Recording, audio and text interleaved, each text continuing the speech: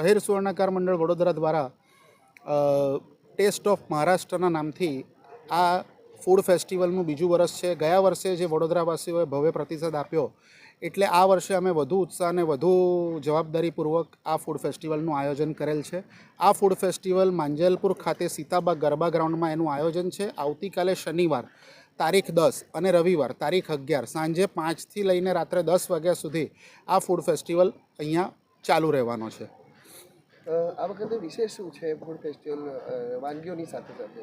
આ વખતે ફૂડ ફેસ્ટિવલમાં મરાઠી ક્યુઝિન, મરાઠી વાનગીઓ તો છે જ, પણ એની સાથે સાથે મુખ્ય એટલે મહારાષ્ટ્રથી લોકકલા, મહારાષ્ટ્રીયન લોકકલા, લોકગીત એ પણ અહીંયા રજૂ કરવામાં આવનાર છે, જેવા કે ભારૂડ, લાવણી અને અલગ અલગ બીજા ડાન્સ અને લોકગીતના ફોર્મ અહીંયા રજૂ કરવામાં આવશે.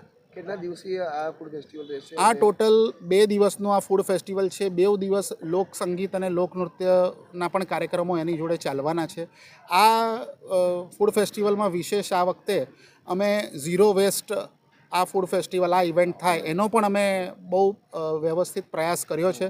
અમે કચરે સે આઝાદી ફાઉન્ડેશન જોડે મળીને અહીંયા જ જે પણ ફૂડ વેસ્ટ આવશે એ ફૂડ વેસ્ટને અહીંયા જ એને રિસાયકલ કરીને એને કમ્પોસ્ટ બનાવીને એમાંથી ખાતર બનાવીને બનાવવામાં આવશે, જેથી અહીંયાથી કોઈ ફૂડ વેસ્ટ ડિસ્પોઝ ઓફ કરવાની જરૂર ના પડે, એવો અમારો એક પ્રયાસ છે. એ સિવાય પણ અમે લોકોને વિનંતી કરીએ છીએ કે અહીંયા આવતી વખતે એ લોકો એમના ઘરેથી જો પ્લાસ્ટિક વેસ્ટ અને ઈ વેસ્ટ લઈ આવશે તો એની સામે જેટલા કિલો વેસ્ટ લાવશે એની સામે એમને ફૂડ કૂપન આપવામાં આવશે, જેથી અહીંયાથી અમુક વસ્તુઓ ડેફિનેટલી એક આકર્ષણ અમે અહીંયા રાખેલું છે, જેથી કરીને એક આની જોડે જોડે આપણે એક સારા ઇનિશિયેટિવને પણ જોડી શકીએ.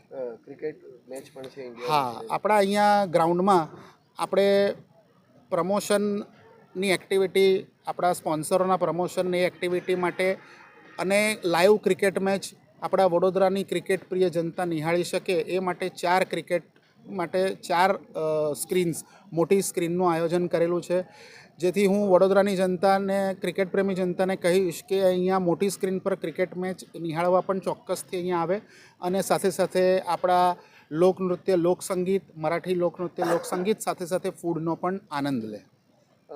પ્રવેશ ફી રાખવામાં આવી છે અંદર આવવા?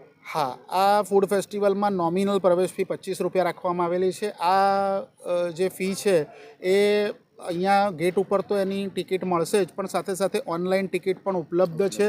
તો મારી એ પણ વિનંતી રહેશે કે દરેક લોકો જો એ ઓનલાઈન ટિકિટ બુક કરાવે તો અહીંયા એન્ડ ટાઈમ અહીંયા રશ તમે નહીં થાય અને તમે ઇઝીલી અંદર બહુ સરસ રીતે પ્રવેશ મેળવી શકશો. અંદાજિત કેટલા લોકો આ વખતે આ ફૂડ ફેસ્ટિવલની મુલાકાત લે એવો અનુમાન છે? ગયા વર્ષે 7,000 થી 8,000 લોકોએ ફૂડ ફેસ્ટિવલની મુલાકાત લીધી હતી 2 દિવસ દરમિયાન. આ વખતે અમને એવી આશા છે કે 15,000થી વધુ વડોદરાવાસીઓ આ ફૂડ ફેસ્ટિવલની મુલાકાત લેશે.